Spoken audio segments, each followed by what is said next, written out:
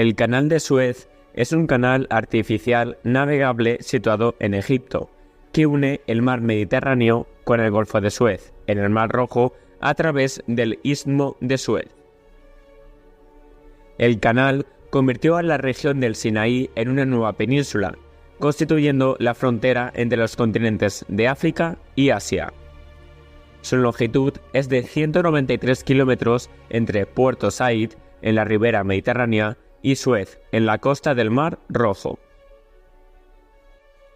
Fue impulsado entre 1859 y 1869 por Fernando de Lesseps, bajo la dirección del ingeniero Louis Maurice Adolphe Linant de Bellefonds.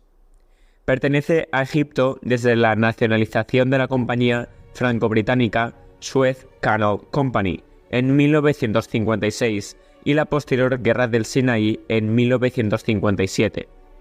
El canal es de vital importancia para el abastecimiento europeo de petróleo y el comercio mundial en general, puesto que permite la comunicación entre Europa y el sur de Asia, sin rodear el continente africano por el Cabo de Buena Esperanza. El canal se inauguró oficialmente el 17 de noviembre de 1869. Ofrece a los buques una ruta directa entre el Atlántico Norte y el Índico Norte a través del Mar Mediterráneo y el Mar Rojo, evitando el Atlántico Sur y el Índico Sur, y reduciendo la distancia del viaje desde el Mar Arábigo a Londres en aproximadamente 8.900 kilómetros, o de 10 días a 8. El canal se extiende desde el extremo septentrional de Puerto Said hasta el extremo meridional de Port Tewfik, en la ciudad de Suez. Su longitud es de 193,3 kilómetros, incluidos los canales de acceso norte y sur. En 2020, más de 18.500 barcos atravesaron el canal, una media de 51,5 barcos al día. El canal original presentaba una vía de agua de un solo carril con lugares de paso en la circunvalación de Bala y el Gran Lago Amargo. Según los planes de Alois Negrelli, no contenía sistemas de esclusas y el agua del mar fluía libremente por él. En general, el agua del canal al norte de los lagos amargos fluye hacia el norte en invierno y hacia el sur en verano. Al sur de los lagos, la corriente cambia con la marea en Suez.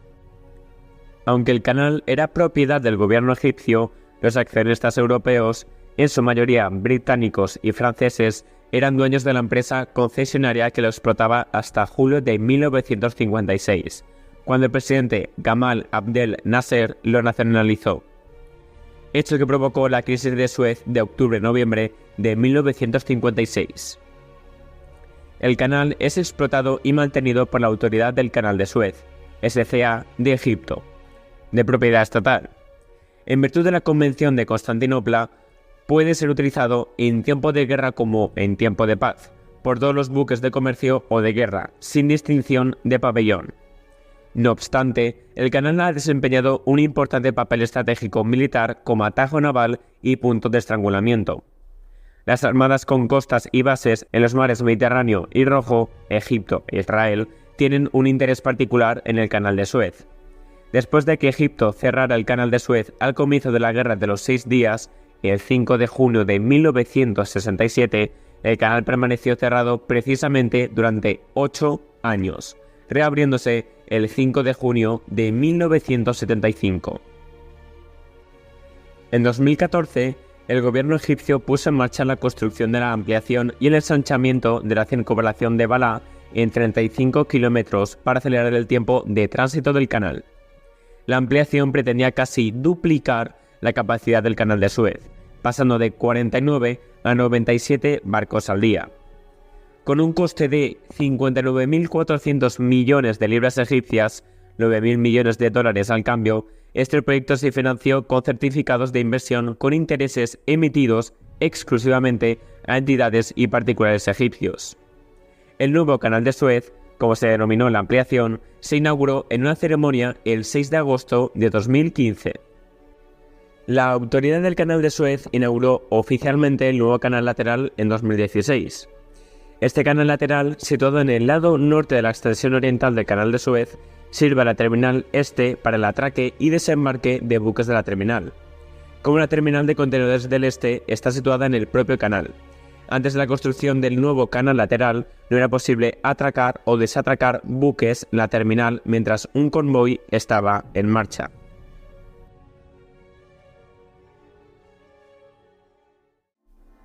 El 17 de noviembre de 1869, el mundo vio materializarse un sueño de casi 4.000 años de antigüedad: la apertura de un canal que conectara los mares Mediterráneo y Rojo, abriendo una nueva era en el comercio marítimo. A lo largo de la historia, fueron varias las potencias que quisieron abrir este paso, pero solo en la era industrial fue posible hacerlo de manera permanente con la creación del Canal de Suez.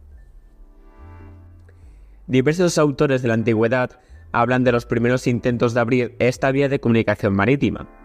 Aristóteles es el que da una fecha más antigua, durante el reinado de un faraón llamado Sesostris, el cual se suele identificar como Sesostris III de la dinastía XII, que reinó durante el siglo XIX a.C. Otros, como Heródoto, sitúan su construcción bastante más tarde, bajo el reinado del emperador persa Darío el Grande, siglos VI y V a.C. Sin embargo, en ambos casos no se tiene certeza de que se llegara a realizar dicha obra. El primer intento documentado de forma fiable data del reinado de Ptolomeo II, del siglo III a.C. El llamado Canal de los Faraones no conectaba directamente ambos mares, sino que enlazaban los lagos amargos, unos cuerpos de agua hipersalina situadas al norte del Golfo de Suez, con uno de los brazos orientales del delta del Nilo, pasando a través de ellos para llegar al Mediterráneo. El emperador romano Trajano lo amplió posteriormente y estuvo en funcionamiento hasta el siglo VIII después de Cristo. Su cierre fue deliberado por parte de los gobernantes del califato abásida para cortar los suministros a los alides, una dinastía chií que se había rebelado en Arabia. Durante un milenio el canal cayó en el olvido general, a pesar de algunos intentos poco exitosos de recuperarlo. Primero por parte del califa egipcio Al-Hakim alrededor del año 1000 y más tarde por un visir otomano en el siglo XV. El problema, por aquel entonces, era que el clima del delta del Nilo había cambiado mucho. El gran río había perdido la mayoría de los brazos que tenía en la antigüedad, y el desierto había ganado terreno, por lo que el mantenimiento del canal habría sido muy costoso al tener que retirar continuamente sedimentos y arena. Fue Napoleón Bonaparte quien encontró las ruinas del canal durante su expedición a Egipto, quien tuvo la idea de recuperar una vía de comunicación entre ambos mares, pero nunca llegó a realizarla. A pesar de ello, la idea fue madurando y finalmente se puso en marcha en 1854, cuando el diplomático francés Ferdinand de Lesseps obtuvo del gobernador otomano de Egipto el permiso para construir un canal en el Istmo de Suez, abierto al tránsito internacional pero bajo explotación francesa. Los trabajos duraron 10 años a pesar de la introducción de maquinaria moderna y finalmente el Canal de Suez fue inaugurado con gran pompa el 15 de noviembre de 1869, 2 días más tarde. Las primeras naves lo atravesaron por primera vez. Se abría una nueva era en el comercio marítimo, pero esta era una obra pagada con sangre. Lesseps consiguió la colaboración del gobernador para reclutar trabajadores egipcios para la obra, que en realidad fueron forzados a hacerlo. Las cifras de muertes rondan desde las 20.000 hasta más de 120.000 muertes, aunque es posible que ni un extremo ni el otro sean veraces, ya que el primero fue proporcionado por la compañía constructora y el segundo fue esgrimido por el presidente Gamal Abdel Nasser en 1956 como argumento para nacionalizar el canal. Desde el momento de su apertura, el Canal de Suez cobró una importancia económica de primer orden, ya que a través de él pasaban los productos que las potencias europeas, especialmente Francia y el Reino Unido, obtenían de sus colonias en Asia, y posteriormente también el petróleo de Arabia. A los pocos años, los británicos consiguieron hacerse con el control del canal y los beneficios que generaba, hasta que en 1956 el presidente Nasser lo nacionalizó como respuesta a la negativa de Gran Bretaña a apoyar la construcción de la gran presa de Asuán. Entre 2014 y 2015, el canal fue ampliado hasta doblar su capacidad de tránsito diario. Los problemas no se limitan al ámbito político o económico. A causa de la apertura del flujo de agua entre el Mar Rojo y el Mediterráneo, cientos de especies animales y vegetales han migrado del primero al segundo, especialmente al Mediterráneo oriental y meridional. Este ha sido el origen de uno de los mayores episodios de fauna invasora de la era moderna, conocido como la migración lesepsiana. El calentamiento del agua marina a causa del cambio climático ha agravado aún más la situación, haciendo que algunas especies invasoras prosperen mejor que las nativas al encontrarse en un entorno parecido a su hábitat original. Igual que sucede con los humanos, el canal de Suez ha sido una bendición para algunos y la perdición para otros.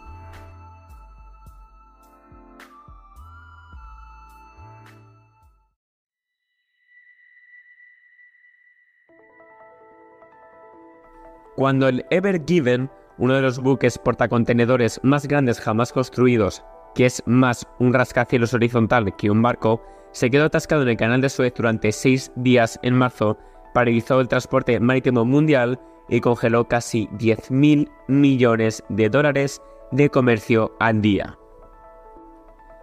Para Internet fue un espectáculo divertidísimo.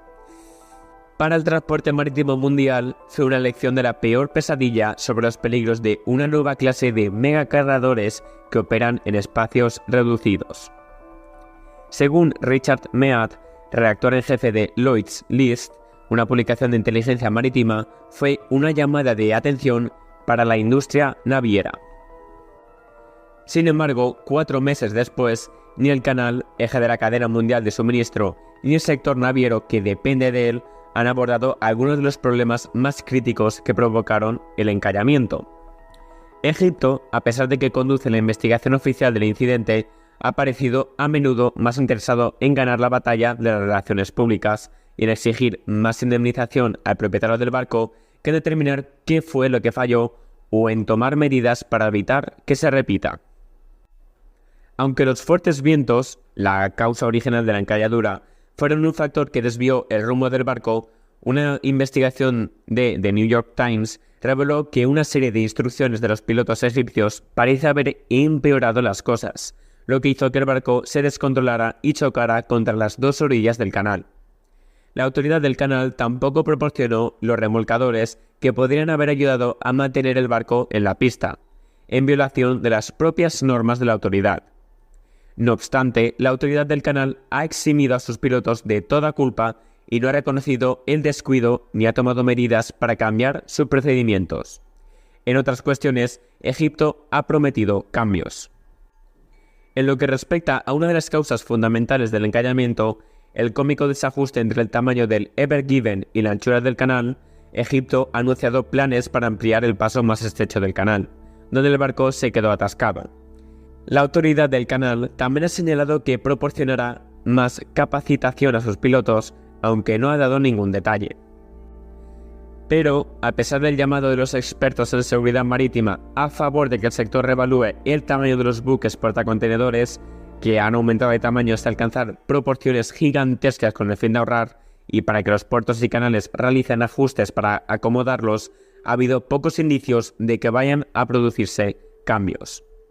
El Ever Given, casi tan largo como la altura del edificio Empire State, fue uno de los más grandes portacontenedores jamás construidos. Su quilla flotaba a pocos metros del fondo del canal. Mucho antes de encallar, ya daba señales de problemas.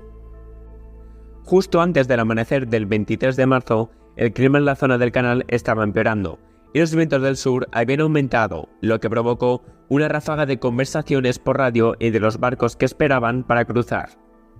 La autoridad del canal no disponía de ningún sistema para controlar las condiciones meteorológicas ni para avisar a los barcos del mal tiempo, según una persona con conocimiento de la investigación sobre el encallamiento. Sin embargo, las advertencias eran bastante claras. El Ever Given y otros barcos arrastraban sus anclas, según 2 personas familiarizadas con la investigación, a una indicación inequívoca de que el clima era inusualmente adverso.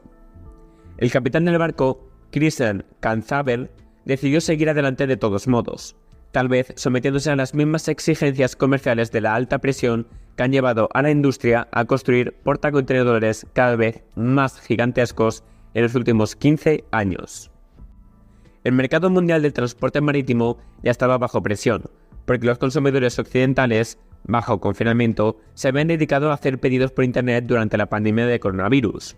La espera habría retrasado la carga que el barco transportaba de Asia a Rotterdam, en los Países Bajos, con destino a los clientes de Europa.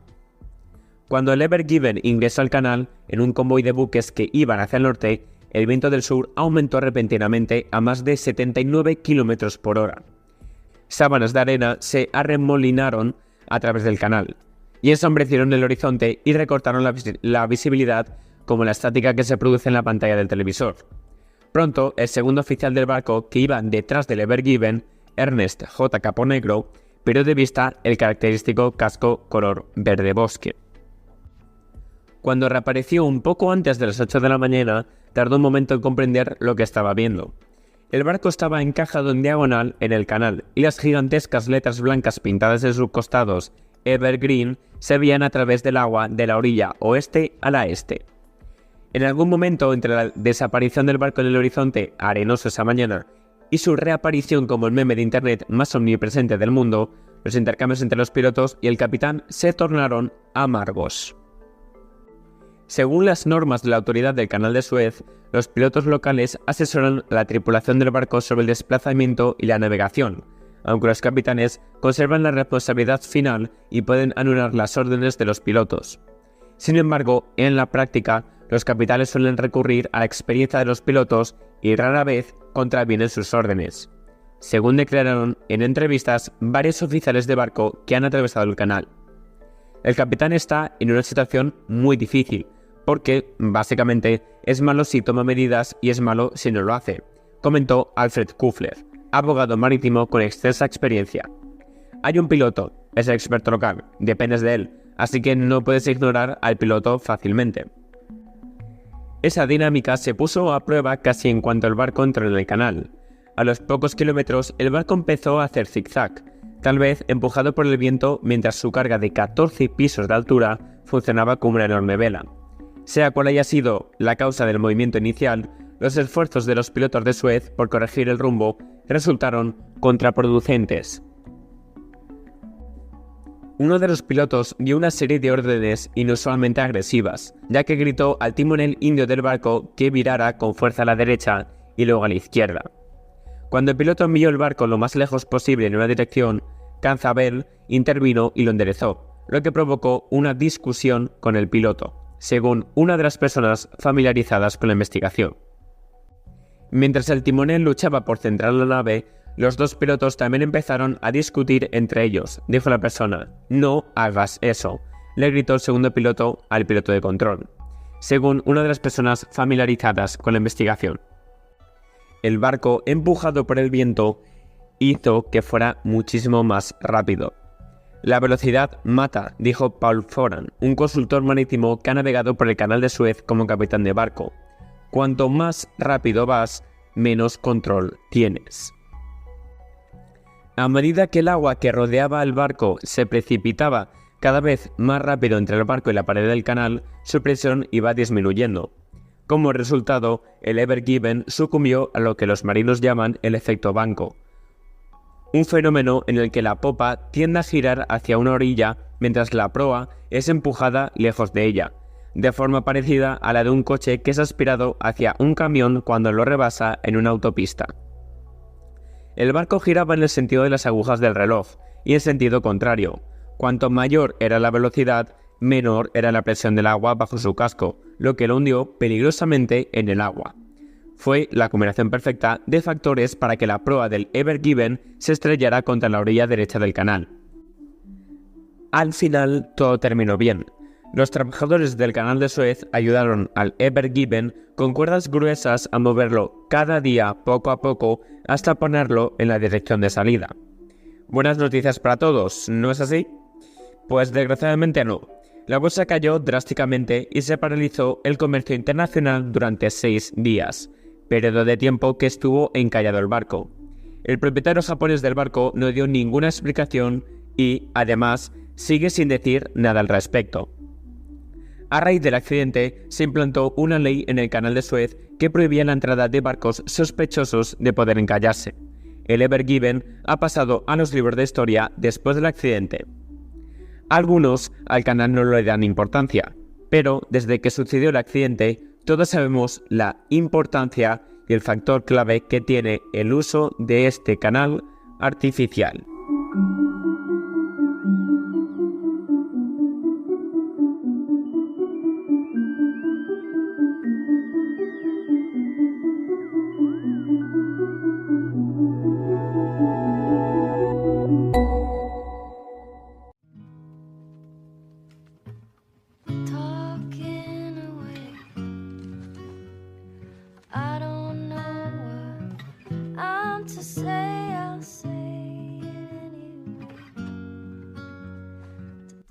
Y hasta aquí el podcast de hoy, pero, como de costumbre en este podcast, una curiosidad relacionada con el tema. Durante la guerra del Sinaí, el principal motivo de disputa fue el canal de Suez.